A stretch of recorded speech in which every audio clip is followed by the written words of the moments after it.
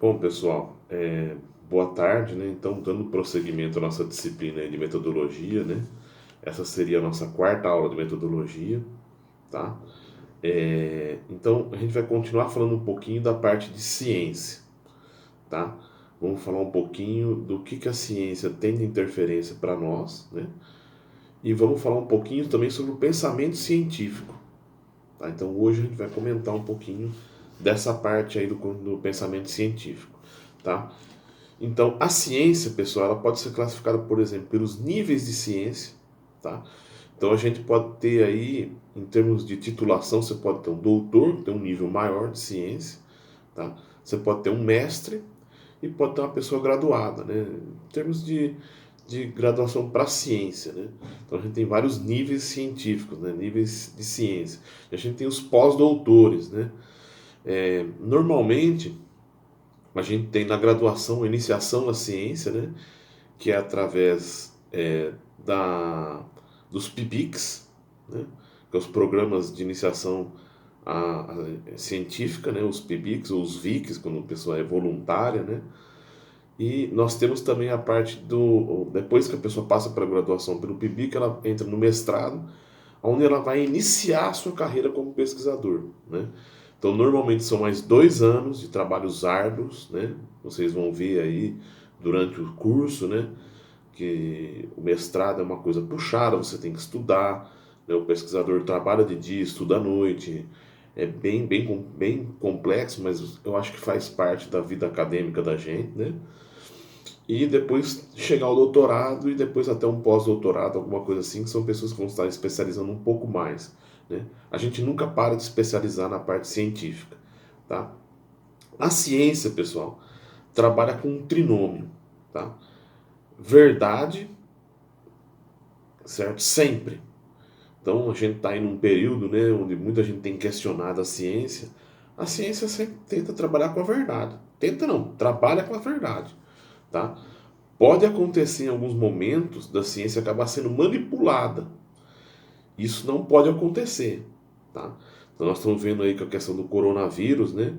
É uma verdade, né, o que os pesquisadores têm colocado e tal.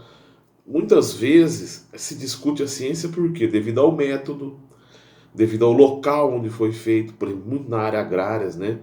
Eu posso estudar híbridos de milho no Rio Grande do Sul e ter um comportamento.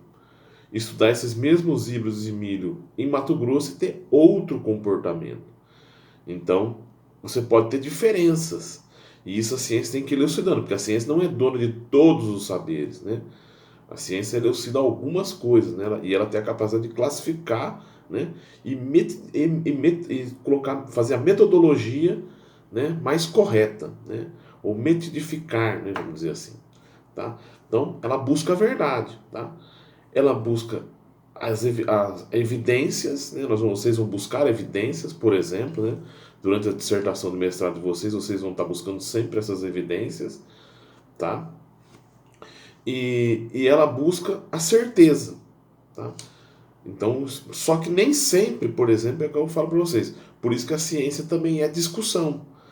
Porque até do coronavírus que nós estamos vendo aí, muita gente tem falado que o vírus aqui no Mato Grosso ou em regiões mais quentes não teria o mesmo efeito, tá? Eu não sei se teve trabalho sobre isso, eu não sou da área de saúde, mas se existe algum trabalho científico mostrando isso, é interessante, né? Mas já existem outros pesquisadores que falam que não, que o coronavírus ele vai atacar de forma igual todas as regiões, então não teria muito essa questão aí do vírus, né? Então é uma questão aí que, na verdade, a ciência ainda não trabalhou com isso, né? Não se tem tantos dados assim para a gente trabalhar com isso aí, tá? E é, vocês vão trabalhar, desde quando vocês começaram na graduação com os PIBICs, os VICs, né, quem fez os TCCs que seja, tá? Vocês vão trabalhar daqui para frente, né, o mestrado, o doutorado, e vão começar a aprender a ter o conhecimento e a natureza científica das coisas, né? Vocês vão estar sempre buscando a forma mais científica, sempre passando por um método, tá? Então é isso que vocês vão estar fazendo, vocês vão estar tendo o conhecimento científico, vocês vão estar buscando esse tipo de conhecimento, tá? Como eu falei para vocês, tem o conhecimento empírico, tá? Que é um conhecimento mais por experiência, né? Casos. Tem muita gente que tem um conhecimento empírico muito grande, tá? E na verdade essa observação muitas vezes ajuda a pessoa até porque a ciência também é a observação incessante, né? Você observa várias vezes, só que a pessoa, o que acontece? Ela não tem ainda essa natureza científica para registrar de forma científica através de um método, mas ela já percebe algumas coisas, né? É aí que sai a ciência. Muitos trabalhos, né? Muito conhecimento que tem aí veio disso, de empirismo, né? Popular, conhecimento popular. Até eu comento sempre, né, que algumas máquinas e algumas empresas muitas vezes surgem de conhecimento empírico, né? Por exemplo, a máquina de colher café, né, ela inicialmente ela surgiu a partir de um conhecimento empírico que pessoas utilizavam em roças de café, tá? E que foi transferido depois para as grandes empresas, tá? Ok? Segue ordens de comunidade, às vezes pode seguir até alguma coisa religiosa, o empirismo, tá?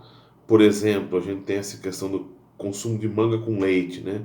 É um conhecimento popular, não tem tanta validade, mas alguns conhecimentos empíricos têm muita validade e vão acabar gerando dissertações, trabalhos científicos, tá? Então isso é bastante importante, ok? Já o conhecimento científico vai procurar sempre o conhecer, além do fenômeno. É a ciência, o conhecer, tá? E vai tentar explicar o fenômeno através de algum método, tá? E vai tentar gerar leis, normas, né? Alguma coisa assim. Então conhece a causa, tá? A ciência não é algo pronto, definitivo, tá? Não são verdades imutáveis também, tá? Então a ciência ela tenta sempre através de algum método que seja consagrado, tá? Então, por exemplo, muitas vezes o pesquisador, né, ele tem interesse de saber, por exemplo, o efeito de vários fungicidas na cultura da soja, tá? Se fosse uma pessoa empírica, ele trabalharia isso vários anos, ele vai percebendo, mas ele não consegue quantificar, por exemplo. Quanto que um fungicida é mais eficiente do que o outro, né? A gente sabe que tem que ter um nível de pelo menos 80%, né, de eficiência, tá? Para você poder estar registrando um fungicida, por exemplo. Então, quanto que um fungicida consegue chegar a isso? Como é que a gente faz para chegar a isso? A gente tem os métodos científicos, tá? Então a gente utiliza, por exemplo, escalas diagramáticas para doenças, tá? Programas que você vai avaliar lesões, né? Programas que você mede de área lesionada, tá? Então, tudo isso aí é usado como uma parte científica. Então, ele vai metodificar e vai quantificar de forma mais correta, tá? Vai te dar porcentagens, números, então ele especifica mais, ele aprofunda mais, tá? Então ele vai conhecer o fenômeno, a causa e vai responder também por que aquele fungicida está conseguindo controlar melhor do que o outro. Ele penetra mais na planta, ele tem um efeito maior no fungo, tá? Ele tem um efeito protetor, ele tem um residual maior. Então aí vai ser de acordo com a área, tá? Então ele vai começar a explicar, tá? Mas a ciência também, pessoal, é um processo dinâmico. Assim como o fungicida que eu dei exemplo, né? Quantos fungicidas a gente tinha 10 anos atrás que hoje estão fora do mercado para a cultura da soja, por exemplo, tá? É uma cultura que a cada 3, 4 anos você acaba tirando fungicidas aí do registro, né? E cada vez mais se muda e quase que se dobra o número de fungicidas aí, vamos dizer assim, que quase que metade dos fungicidas sai do registro. A gente não dobrou porque a gente está com poucas moléculas agora, né? Então, você reduziu o número de moléculas e você teve várias moléculas que saíram do mercado. Tá? Por quê? Porque a ciência mostrou que essas moléculas não tinham mais efeito. Por quê? Porque o produtor, de forma empírica, ele foi observando nas suas lavouras. Tá? Então ele também tem essa contribuição. Então ele observa e aí ele fala: não, esse fungicida parece que não tem efeito, olha o que está acontecendo. Então a ciência é muito observar. É isso que vocês vão trabalhar bastante. Tá? Mas também é um processo dinâmico. Muitas vezes uma coisa que foi verdade lá atrás não é mais verdade hoje, né? Eu sempre comento da teoria da geração espontânea, tá?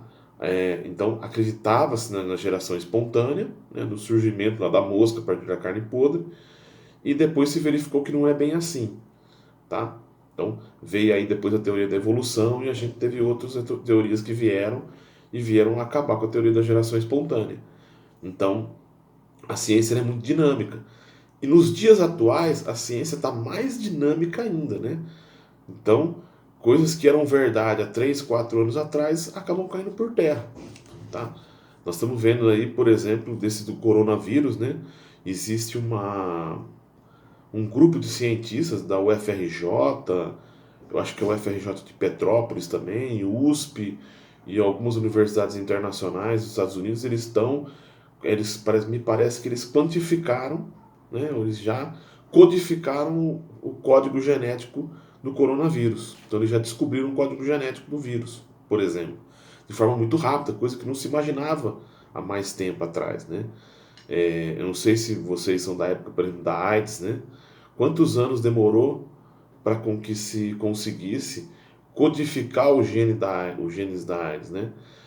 Se você parar para pensar, essa questão da codificação genética surgiu aí, né? Os códigos genéticos surgiram aí aproximadamente 20 ou 30 anos, tá? Antes a gente não tinha, não conseguia codificar isso, né? Então isso foi útil para várias áreas, principalmente saúde, a gente está vendo aí, tá? Mas também na área agrícola. Nós vamos falar um pouquinho para vocês aí, tá? Bom, ciência e verdade. Então é uma coisa muito importante, né? Vocês vão ter que ter muita ética, tá? Porque o cientista ele trabalha com a verdade, tá? Ele está nesse limiar e ele tem esse nome. Todo cientista tem o seu nome e tem que trabalhar com a verdade, tá? Por quê? Porque pode vir outra ciência, né, ou outra pesquisa e acabar quebrando essa verdade, essa mentira, vamos dizer assim, né? Mostrando a verdade. Então, isso aí é bem problemático, né? Então você perderia a sua credibilidade. Você tem a verdade como cientista, tá? O que seria essa verdade? É apresentar aquilo que ocorre. A ciência ela é um fiel retrato da realidade, tá? Interpretada por um pesquisador que vai se aprofundar, tá? Quais evidências, né, reveladas são realmente verdadeiras? Então, para você ter essas evidências, você tem que ter um método. Então, é o que eu vou falar para vocês. Então, vocês vão discutir muito isso durante os cursos de mestrado, doutorado de vocês. Por quê? Vocês vão ficar quase que o tempo todo discutindo métodos, né? Esse método é bom, esse é ruim. Eu vou ter que, muitas vezes, né, a gente tem que adaptar métodos, né? Isso não é raro, né? Na dissertação, numa tese, você tem que fazer adaptações de um método que não existe, né? Vocês têm que adaptar alguma coisa para poder avaliar alguma coisa, né? Então isso é bastante interessante aí, tá? Bom, então o que é o espírito científico, tá? O que o cientista tem que ter como espírito? Primeiro, a verdade, tá? Então ele tem que ter na mente dele que aquilo que ele está vendo, o que ele viu, o que ele não viu, ele não pode aferir. Né? Ele não pode dizer o que é, se é verdade, se é mentira. Ele não pode tirar conclusões, tá? Mas tendo aquilo como verdade, ele tem que chegar de forma honesta, idônea, na verdade, tá? Então o que é o espírito científico, né? Tomar a decisão que não aceite de forma fácil e superficial a realidade, tá? Senão cai no empirismo. Nem tudo que vocês vão trabalhar vai ser fácil, tá? Vai ser superficial, vocês vão ter que aprofundar, tá? E muitas vezes vocês não vão conseguir chegar até o final do problema, né? Vocês vão chegar até um determinado ponto, tá? Aí vocês vão ter que, daquele ponto em diante, vocês vão ter que entender que vocês não tiveram o tempo, a competência para poder concluir. Mas aquilo que vocês chegarem, vocês vão concluir, tá? É um trabalho também impessoal, tá? Desaparece a figura do pesquisador, tá? Então, uma outra coisa também, o cientista, ele é impessoal. Ele tem que deixar de lado os dogmas, religião, financeiro, o que é, tá? Se o financeiro entrar na frente da verdade, ele vai acabar queimando o nome dele como cientista. Ele tem que mostrar aquilo que é a verdade, tá? Bom, é, o cientista ele tem outras coisas que ele pode e deve considerar, né? Primeiro, o seu conhecimento lógico, né? Operações lógicas, tá? Então ele vai fazer induções, tá? Deduções, inferências, tá? Então ele vai estar sempre inferindo alguma coisa, ele vai estar deduzindo, mas dentro de uma certa quantidade de dados de observações que ele tem, tá? E dentro daqueles métodos também que ele vai estar fazendo, né? Então, dentro do método, ele vai ter que sempre seguir um método científico. Então, ele tem as observações, essas observações passam por um método científico, né? Vamos dizer assim, ou a própria observação é um método científico, tá? Também pode ser, tá? E aí ele vai começar a fazer, vai iniciar a sua pesquisa. Então, nesses métodos, então a primeira coisa que ele vai fazer é fazer as hipóteses, né? Então ele vai dizer, né? Ele vai afirmar ou não alguma coisa. Então, uma hipótese, quando a gente fala assim, isso é uma hipótese, é alguma coisa que ainda não foi afirmada, tá?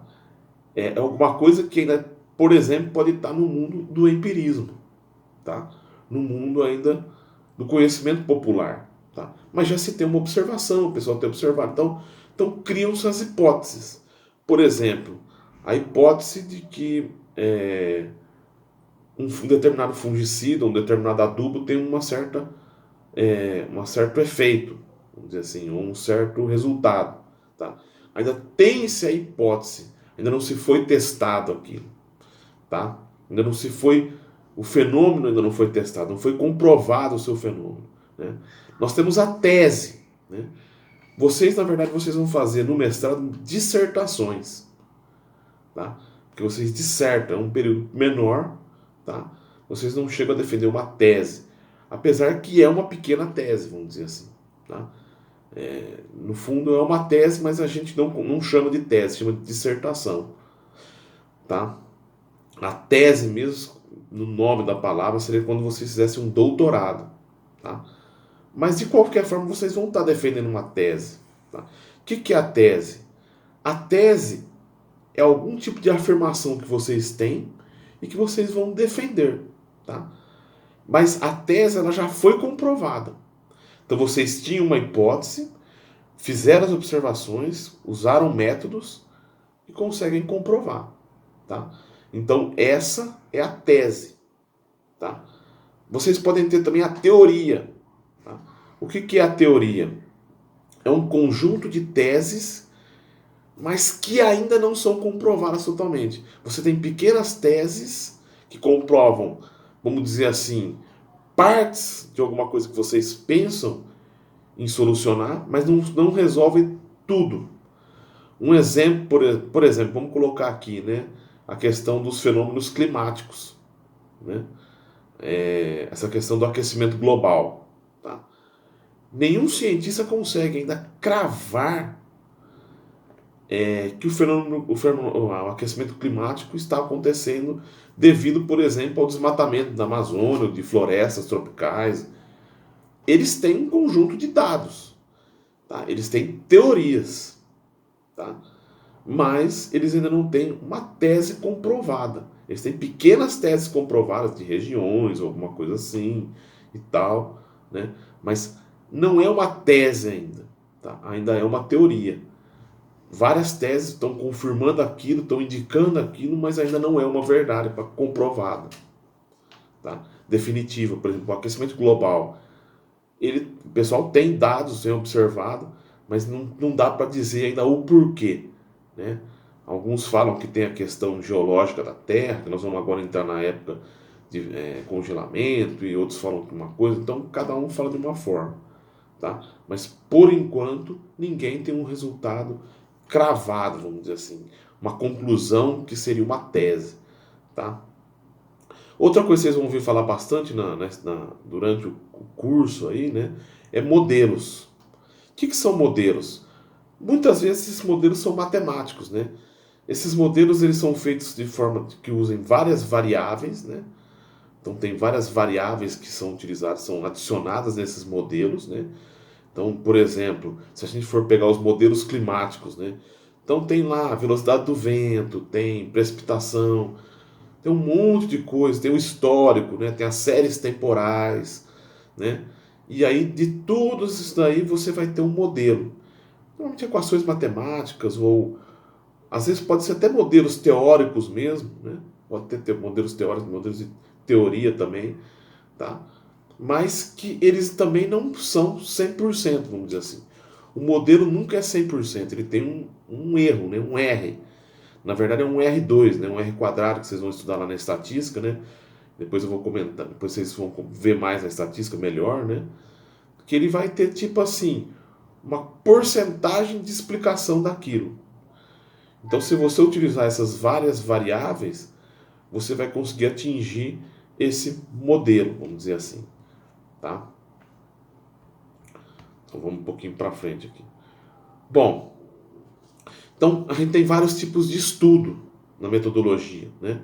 Tem os estudos que a gente comentou até agora, observacionais e experimentais, tá? Observacionais são observações, podem ser feitas por coleta, tá? De dados, ok? Porém, você coleta e não influencia esse evento. Por exemplo, eu com os meus orientados de graduação, eu fiz um trabalho há uns 2 anos atrás, aonde os alunos eles foram em vários supermercados da cidade de Sinop, tá? Coletando dados, tá? Eles foram coletando dados sobre o consumo de feijão, o consumo do grão de feijão em Sinop, tá? Então o que eles fizeram? Eles fizeram um questionário e faziam entrevistas, né? Abordavam as pessoas nos supermercados e através desse questionário eles faziam ali perguntas, né? Para o público, para quê? Para conhecer o consumo de feijão na cidade de Sinop, tá? Bom, através desses relatórios aí, eles verificaram vários resultados, né? Fizeram várias observações, tá? Depois a gente fez a parte estatística, fizemos gráficos, fizemos todos os resultados, tá? Porém, eles não interferiram em nada, não tem interferência em nada. Eles só chegavam para as pessoas e eu falava para eles: vocês têm que fazer de uma forma que vocês não influenciem o mínimo possível nas respostas. Então eles chegavam para as pessoas e falavam assim, tinham várias perguntas, por exemplo, quantas vezes por semana você consome feijão? Tá? Perguntavam questões socioeconômicas também, por exemplo, qual a sua renda? Né? Então na época a gente até chegou a ver que quase 90% do pessoal, acho que foi mais ou menos por esse 85%, 80% recebiam abaixo de R$ 2.000. Então a gente começou a ver também a parte social, né, socioeconômica das pessoas, tá? Mas tudo sem influenciar. A gente simplesmente é como se fosse um retrato que a gente faz, tá? Sem estar influenciando de forma alguma, tá? As respostas dos entrevistados, tá? Então eles fizeram várias perguntas, se as pessoas conheciam, por exemplo, o feijão calpi, que é um outro tipo de feijão, se eles sabiam diferenciar, por exemplo, os tipos de grãos de feijão, quantos tipos de grão, quanto que eles consumiam de feijão preto. Então a gente foi quantificando isso. Então a gente foi para nosso conhecimento, tá? E foi interessante para nós, né? Porque a gente viu que seria interessante a gente ter esse resultado, tá? Ter esse comportamento, tá? O que serviu essa pesquisa aí? Nós entregamos para o mercado, por exemplo, e alguns mercados mudaram a forma de abordagem das pessoas, tá? Colocando aqueles feijões que têm um consumo maior primeiro nas prateleiras, por exemplo, ou mais à vista das pessoas, tá? Por quê? Porque eram aqueles que eles davam mais valor. Em alguns momentos, quando o mercado tinha interesse de desfazer de estoques de feijão, por feijão preto, feijão vermelho, feijão, outros tipos de feijão, eles pegavam e colocavam esses outros feijões mais à vista, tá? Mas sabendo que o público normalmente procura mais qual? O feijão carioca, por exemplo, foi o que a gente viu aqui em Sinop, tá? A gente perguntava quando que eles consomem o feijão, dias da semana, é mais durante a semana. Então, no final de semana, eles podem reduzir as gôndolas dos mercados, porque no final de semana, por exemplo, a população tende a consumir mais hambúrgueres, ou tende a consumir mais outros tipos de prato. Então, isso também é científico, tá? Só que observacional. Nós observamos, em cima dessas observações, a gente começa a tirar as nossas conclusões, tá? Sem interferir nos resultados, de forma alguma. Nós não vamos estar aplicando nenhum tipo de tratamento. Observa-se, vai a campo, utiliza-se de entrevistas, pode-se utilizar de vídeos, tá? Áudios, tá? Por exemplo, a gente falou de vídeos, biólogos, por exemplo, na mata, né? Tem sido muito comum eles utilizarem câmeras para filmar a vida animal, tá? Então é uma ferramenta que surgiu nos últimos anos, né? Então eles fazem o vídeo, já monitora, ao vivo, né? Conseguem ter por internet muitas vezes, monitoram a vida animal na mata, tá? Então eles conseguem ter um conhecimento maior dos hábitos dos animais, por exemplo, tá? Então é uma forma de pesquisa, pesquisa observacional, tá? O outro tipo de pesquisa que a gente tem é a pesquisa que a maioria das pessoas, né, realizam nas pós-graduações, né, e vocês vão realizar, que é a experimental, né? O que acontece? Você tem uma população, tá?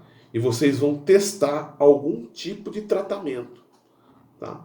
Seja um tratamento que seja qualitativo ou quantitativo na parte experimental, tá? Então, o que acontece? Vocês vão pegar uma população finita, né? E vão aplicar um determinado tratamento. E depois fazer ou extrapolar esses resultados para uma população infinita, não é isso? Porque quando vocês extrapolam os dados de experimento de vocês, aquilo lá é como se fosse uma verdade para quê? Para todas as áreas, por exemplo, daquela determinada região, né? O estudo científico tem validade principalmente na área agrárias, né? Mas para regiões, então a gente pensa nisso aí. Então vocês vão estar fazendo uma extrapolação para várias regiões. Então vocês estão fazendo os experimentos, estão testando as doses dos fungicidas, por exemplo, né? Ah, eu verifiquei lá que o fungicida A foi mais efetivo do que o fungicida B, ok? Então vocês verificaram isso, vocês vão fazer o quê? Vocês vão extrapolar isso para quê? Para a realidade de campo, tá? Isso o quê? Num raio, né? A área de pesquisa aí, normalmente eles acabam funcionando, o fungicida acaba quase no Brasil todo, você pode seguir mais ou menos aquilo, tá? O que vai mudar um pouco depois é a biologia da doença, né? A fisiologia do patógeno e tal, mas dentro do estudo fungicidas, né? Às vezes pode ter uma outra raça, então isso também tem que ser pesquisado, né? Então, para aquela raça, naquela região, naquele momento de aplicação, você teve aquilo. Por quê? Porque a ciência ela tem um leque muito grande, né? Então, para aqueles resultados, então isso é um norte, tá? É um norte para o produtor que está ali. Agora, os resultados podem variar bastante, porque a área agrária ela varia muito, né? Então, por exemplo, às vezes um resultado que você tem aqui não é o mesmo do Rio Grande do Sul, tá? Então você pode ter uma raça de patógeno diferente, né? Nós mesmos temos aí uma pesquisadora aqui na FMT que trabalha com coletótrico, né? Então ela mesma identifica várias raças de patógeno, tá? E, e aí cada patógeno você pode ter um determinado resultado diferente ou não, tá? Dentro dessa área de fitopatologia, tá? A gente pode ter na área de nutrição, tá? Aí adubação, só que é a mesma coisa, né? Adubação que muitas vezes recomendada para um determinado solo lá do Paraná, Rio Grande do Sul, Santa Catarina, São Paulo, pode não ser recomendada para nós aqui, tá? Então são estudos experimentais. Esses também, qual que vai ser o método? Observações, mas não são entrevistas, não é isso? Aí a gente faz observações e a gente vai fazer métodos que podem ser destrutivos ou indestrutivos, né? Você pode observar, por exemplo, na fitopatologia, a gente tem as escalas diagramáticas. Então você pode observar um determinado patógeno e através da lesão que ele está gerando, você dá uma nota, tá? Você vê lá a incidência e severidade de um determinado patógeno, tá? Para tubação, a mesma coisa, né? Você vai fazer a tua tubação, só que aí você já vai fazer o quê? Você pode fazer, aí já não seria mais só essa observação com notas. Você pode fazer, por exemplo, um trabalho de concentração de nutrientes foliares, tá? Na folha de uma planta, tá? Então, com isso você consegue ter um dado real do que está acontecendo ali, tá? Então a gente coleta dados, tá? A gente vai tirar alguma coisa que é mais, vamos dizer assim, fisicamente mais palpável, vamos dizer assim, tá? Não é como, por exemplo, os questionários, tá? Então você vai fazer metodologias que você vai utilizar material. Nós vamos trabalhar com material. Então, e nós vamos o que também na experimental? Nós vamos estar interferindo. Interferindo de que forma? Aplicando os tratamentos. Que são os tratamentos? É aquilo que a gente quer estudar, tá? Então você tem uma população, tá? Você aplica um determinado tratamento, ok? E aí você vai ver se aquele tratamento, você pode ter um controle sem aplicação daquele tratamento, que é o que normalmente a gente chama de testemunha, tá? E a gente vai ter um tratamento específico, tá? Em várias áreas aí tem outros nomes, na área de ciências agrárias normalmente são os tratamentos, ou né, o que você vai estar aplicando ali, tá? São os tratamentos, fungicidas, os inseticidas, os, os adubos que você vai estar utilizando, tá? Então, esses aí são os tratamentos. Então, você aplica aquele determinado tratamento e vai fazer o quê? E vai esperar uma resposta. Aí você vai fazer uma outra observação. E aí você compara. Então, faça comparações da testemunha, que é o tratamento controle, com os tratamentos realmente, né? Os tratamentos que você está aplicando ali na tua área, tá? Bom, de forma geral seria isso, esse início que a gente está vendo aqui da parte de ciência, né? Agora a gente vai encerrar essa parte, tá? E daqui a pouco nós vamos entrar um pouquinho mais nessa parte de ciência, que aí eu vou passar para vocês.